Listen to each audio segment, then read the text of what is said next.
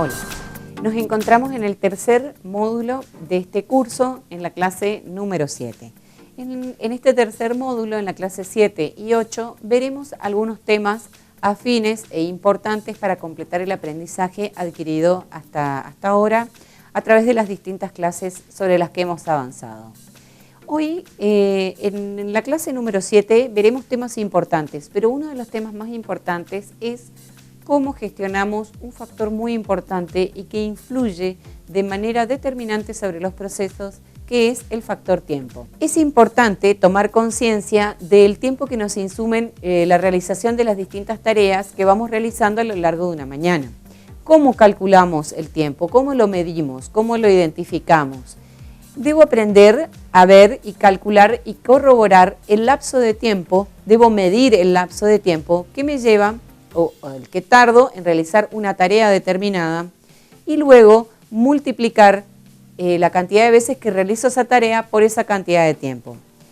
Es importante llevar un registro, ¿no es cierto?, de todas las tareas que se realizan a lo largo del tiempo para poder comenzar a realizar esta medición para poder evaluar sus resultados.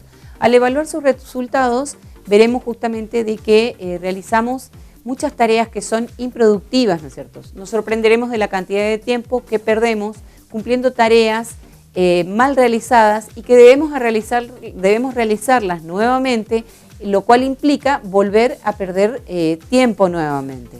Muchas veces se subestima este factor, que es muy importante, respecto al cual su mala gestión puede convertirlo en uno de los mayores factores negativos sobre el proceso. Es importante tomar conciencia que administrar el factor tiempo, tanto de las partes como del tribunal, redundará en un gran beneficio, ¿no es cierto?, para los operadores de justicia, dado que el tiempo restante podremos utilizarlos para realizar la capacitación de los agentes y la capacitación propia tan necesaria para trabajar día a día, ¿no es cierto? Para ello, una de las herramientas más importantes es llevar una agenda ordenada de todas las actividades que realizamos durante el día. El mejor ejemplo donde podemos empezar a aplicar este registro y medición de la utilización del tiempo es en las audiencias y también en las mesas de entradas, por ejemplo, en la distribución del trabajo por día, por semana. Por ejemplo, uno de los ejemplos más importantes es el control que debe realizar el jefe de despacho sobre la presentación de escritos. Sabemos que a las 9 de la mañana se produce el vencimiento de la presentación de escritos con hora de gracia. Sabemos que el jefe de despacho retirará la canasta tanto a las 9 como a las 12. Entonces, en esos son lapsos de tiempo donde tenemos marcada y bien definida una actividad. Esto obviamente en el fuero civil, fuero de familia, fuero laboral. En el fuero penal no tenemos esta presentación tan tajante, ¿no es cierto?, como se hace, pero también tenemos la hora de gracia. No hay un retiro de canastos ficticios para control. Entonces, hay que aprovechar estos lineamientos, ¿no es cierto?, que nos trae la misma práctica tribunalicia para medir en dos partes la mañana, de 7 a 9, en el horario que aquí en Misiones utilizamos, y de 9 a 12 del mediodía. La medición del tiempo la podemos realizar con todas las actividades, debemos realizarlas con todas las actividades que vamos realizando en la mañana. Es importante llevar un registro de las tareas que se realizan y ir llevando un registro del tiempo que nos insume realizarlas. Por ahí parece un poco tedioso, pero una vez que comenzamos a hacerlo, luego se establece como una costumbre y nos saldrá de forma natural ir trabajando a la par de ir haciendo el registro horario en minutos, segundos o lo que nos lleve realizar las diferentes tareas. La optimización del tiempo también hay que realizarla sobre el expediente. La duración del proceso depende del número de pasos y del lapso que lo separa. Ello implica, ¿no es cierto?, de que debemos medir en lo que es el circuito del expediente cada acto procesal o cada paso que va cumpliendo el expediente en ese circuito, cuánto tiempo está estancado el expediente allí. Cuando hacemos esta medición desde la mesa de entrada a la secretaría, al despacho del juez y la nueva vuelta a la mesa de entrada para ponerla a despacho, tenemos que contabilizar las distintas etapas por las cuales va pasando el expediente. Cuando evaluamos los resultados nos asombraremos de la cantidad de tiempo en que el expediente se detiene en algunos sectores. Entonces eso va a ser un indicador de que debemos trabajar sobre ese sector y ese subsector. La medición del tiempo es buena también para detectar problemáticas determinadas. Generalmente estas problemáticas están en la Secretaría, lo cual tiene que alertarnos para ver si vamos a realizar o no una reorganización de la forma en que está organizada o funcionando, ¿no es cierto?, la Secretaría. Para saber en qué y cómo usamos nuestro tiempo, debemos aplicar justamente la técnica de registración de tareas. Por otro lado, los jefes de despacho, los secretarios también, ¿no es cierto?, realizan una tarea muy importante dentro de lo que es su rol y que es distribuir el trabajo.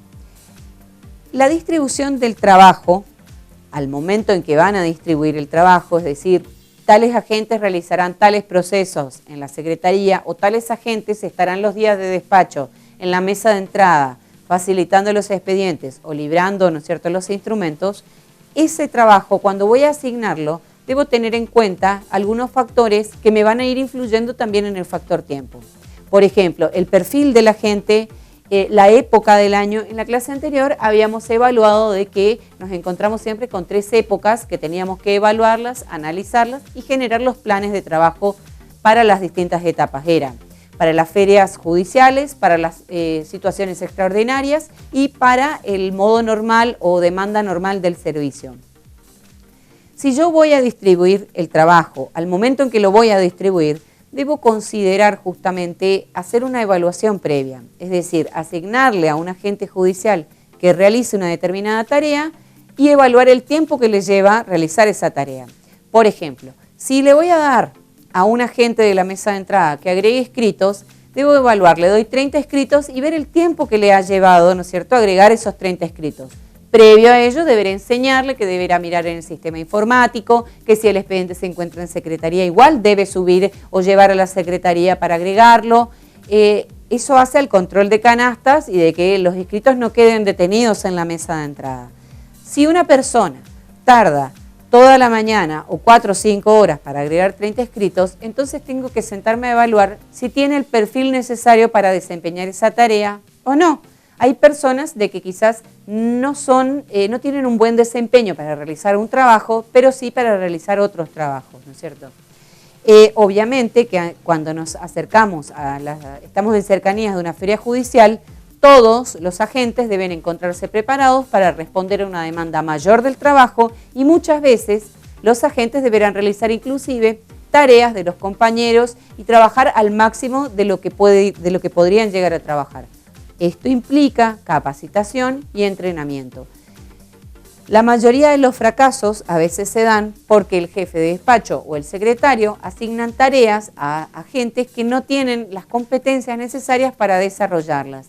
¿Y qué pasa con esa situación? Que el factor tiempo siempre termina ganando de mano y perjudicándole al proceso. Por ello, con todo esto vemos la importancia y la necesidad de planificar el tiempo. El tiempo siempre se planifica. Las tareas también. Y cuando planificamos tareas debemos hacer la medición del tiempo, ¿no es cierto? Si lo hacemos, si lo gestionamos, en algún momento alcanzaremos una mayor capacidad de respuesta para afrontar las situaciones o tareas imprevistas que van surgiendo día a día. En el material de lectura obligatoria van a encontrar bien detallado cómo medir el tiempo y lo recomendado también, ¿no es cierto?, por los autores. Podemos ver de que en las clases anteriores habíamos trabajado sobre la gestión de los recursos humanos, recursos que son altamente valiosos para toda empresa. Habíamos dicho que aplicábamos los principios de la empresa privada al sistema del Poder Judicial, ¿no es cierto? Y en la empresa privada los recursos humanos son lo más valioso y para nosotros también. Esa es la nueva mirada sobre lo que serían los agentes judiciales que tenemos a nuestro cargo. En esta clase vamos a profundizar temas como la importancia que tiene la motivación del agente judicial, la importancia de implementar un sistema de premios y castigos, pero siempre partiendo de la base que si deseamos alcanzar un cambio en los agentes, en nuestro equipo, ¿no es cierto?, primero debemos ser nosotros quienes con el ejemplo debemos empezar a realizar este cambio. Y los cambios, o sea, en los agentes, en el recurso humano, no se exige, sino que se construye. Es decir, día a día tenemos que ir construyendo los cambios que estamos buscando. Por eso debemos conocer cuáles son los factores negativos para poder trabajar sobre ellos y poder establecerlos como parámetros o como objetivos para alcanzar este cambio. La regla básica de una empresa privada, como ya le dije, son los recursos humanos. Para nosotros también. Por eso es importante el tema de la motivación, que en esta clase la van a ver en el material, está desarrollado con gran profundidad.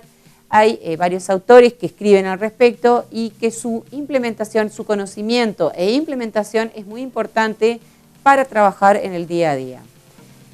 Pero otro tema muy importante es lograr que nosotros también nos sintamos motivados. Muchas veces no podemos lograr motivar a las personas que están con nosotros porque nosotros no nos sentimos motivados.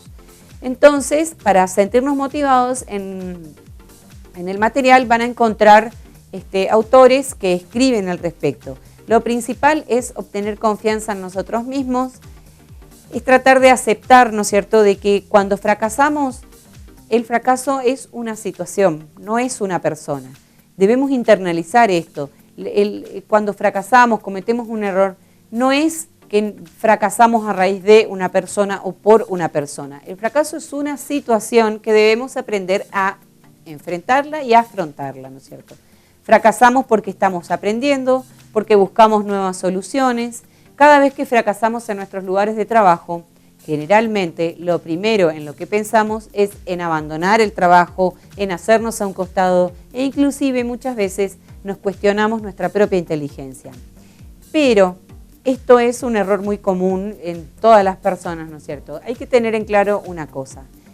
Los fracasos se producen por los errores y los errores que cometemos no son el problema justamente. El problema reside en la forma en que lidiamos con nuestros errores que provocan el problema. Tenemos que aprender a aceptar nuestros errores y rápidamente buscar la solución al error para evitar que se genere el problema. Lo mismo respecto a los empleados y la motivación.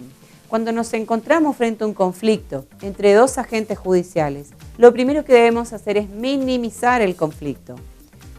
Se corrige en privado y se felicita en público. Esa es una regla de oro cuando manejamos recursos humanos. Lo van a ver a lo largo del material. Justamente el doctor Humberto Quiroga Lavie dice que debemos asumir que la gestión de calidad en el servicio de justicia depende del dominio de las relaciones humanas por parte de todos los operadores del tribunal. La relación humana es muy importante, ¿no es cierto?, que aprendamos a ver si estas relaciones que entabla el jefe de despacho con sus operadores, el secretario con su jefe de despachos y los operadores, el juez con los secretarios, con los jefes de despachos y los operadores, tienen que ser relaciones que generen en los operadores el sentido de pertenencia y no el sentido de frustración. ¿Por qué? Porque al generar el sentido de frustración en los operadores, esto lleva al disenso y no al consenso, lo cual repercute de manera directa en el trabajo y por ende en el servicio de justicia. Hay que cambiar la relación de trato. Esa es la propuesta que tiene el curso y en esta unidad justamente es cambiar la forma en que nos vamos relacionando, no ser indiferentes a lo que le pasa al operador judicial. Como jefes de despacho o como secretarios, nos cabe la responsabilidad de preocuparnos y ocuparnos por lo que siente también el empleado judicial que está con nosotros trabajando. Porque dijimos de que para hacer gestión es necesario trabajar en forma colaborativa y trabajar en equipo. Y si pretendemos trabajar de estas formas, una de las cosas más importantes es ver qué le está pasando a la gente judicial que está con nosotros, porque el trabajo colaborativo implica que los miembros del equipo van haciendo sus aportes personales para alcanzar el fin común, los objetivos comunes, ¿no es cierto? El trabajar de forma colaborativa y en equipo hace a la construcción social, que es tan importante que para mejorar hacia afuera el servicio de justicia, primero se produzca este fenómeno hacia adentro, porque si hacia adentro es un caos, hacia afuera también será un caos. En esta clase también veremos un tema muy importante que es el del liderazgo. que se relaciona con todo lo que venimos viendo y se relaciona fundamentalmente con este nuevo rol que se propone, que asuman aquellos que tienen la conducción y dirección de un equipo, de un sector y subsector de la oficina judicial, dentro de lo que sería la escala jerárquica del juez, secretario, jefe de despacho. En cuanto al liderazgo, el material es sumamente extenso. Lo que podría decirles es que algunas personas nacen con un perfil de líder y otras no. Algunos los desarrollan con el tiempo y otros no. Entonces es importante que quienes ocupan el cargo de jefe de despacho sepan ser sinceros consigo mismo y decir y tratar de reconocer si tienen las características de un líder. Si las tienen, tratar de ver cómo están ejerciendo el liderazgo hasta ahora y cómo lo van a ejercer de ahora en más, ¿no es cierto? El liderazgo siempre tiene que ser positivo y no negativo. El liderazgo negativo es muy destructivo,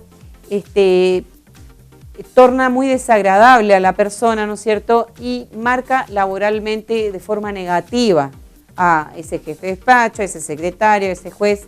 Es muy profundo el tema del liderazgo. Y las personas que lo tienen, que adquieren, que tienen este perfil necesario, tienen que saber manejarlo y ejercerlo en debida forma, sin caer, ¿no es cierto?, en abusos o usos impropios. Las personas que no lo tienen deben capacitarse en este sentido. Hay muchísimo material y libros, ¿no es cierto?, sobre el liderazgo. Hoy por hoy, el 99% de los resultados que se obtengan en cuanto a la gestión de los recursos humanos depende del tipo de liderazgo que se ejerza, ¿no es cierto? El liderazgo es una herramienta muy importante que proviene de la ciencia de la organización. Y lo principal es que los líderes nunca hablan de sí mismos, siempre hablan de el nosotros, nunca hablan del yo, hablan del equipo, ¿no es cierto? Siempre trabajan y saben trabajar en equipo. Esto es un parámetro importante para evaluar cómo estamos trabajando nosotros, o sea, los jefes de despacho, los secretarios, para ver cómo estamos ejerciendo nuestro propio liderazgo. El ejemplo es uno de los pilares fundamentales, ¿no es cierto?, con los cuales trabaja el líder. El liderazgo no se alcanza por los títulos o el cargo que esté ocupando una persona en un momento determinado, sino por el respeto que adquiere del resto de las personas. Y el respeto siempre se adquiere partiendo el mismo líder de su trato respetuoso hacia los demás. Hoy tenemos un gran líder a nivel mundial que es el Papa Francisco, de donde he tomado, de varios de sus libros, he tomado algunos parámetros importantes para marcarnos qué tipo de liderazgo debemos ejercer y cómo debemos aplicarlo, ¿no es cierto? Otro tema importante que veremos en esta clase es el tema del equipo. Trabajar en equipo, como ya dijimos, constituye una oportunidad de crecimiento personal. No todos saben trabajar en equipo, es muy importante alcanzar este trabajo en equipo para poder alcanzar el cambio. Si yo soy una persona que no tengo empatía, que soy indiferente y que solamente estoy pensando en mí, muy difícil es que alcance conformar un equipo y menos un trabajo en equipo o colaborativo. Básicamente el trabajo colaborativo y en equipo lo que nos indica es que todos los miembros del equipo van a trabajar aportando sus competencias personales, las cuales el jefe de despacho debe aceptarlas y trabajarlas, y si no nos sirven, no desmerecerlas, sino que buscar esa competencia, adaptarla a otro tipo de trabajo y todo siempre orientando hacia un lineamiento, los objetivos comunes y últimos con los cuales nos proponemos, ¿no es cierto?, el cambio. En el material se explican 10 claves del trabajo en equipo que nos muestran qué es trabajo en equipo y qué no es trabajo en equipo. Como ser, por ejemplo, la importancia que tiene que el líder realice el trabajo sobre el equipo tratando de generar confianza, estableciendo objetivos comunes, creando el sentido de pertenencia, donde se involucre, ¿no es cierto?, a todos los miembros, donde el jefe de despacho, es decir, el líder, trate de generar el trabajo empático entre los compañeros de trabajo y no justamente generando más divisiones o diferencias que generalmente en el día a día se van produciendo. Y así están delimitadas y delineadas a lo largo justamente del material. Bueno, espero que les sirva el material y les guste esta clase. Muchas gracias.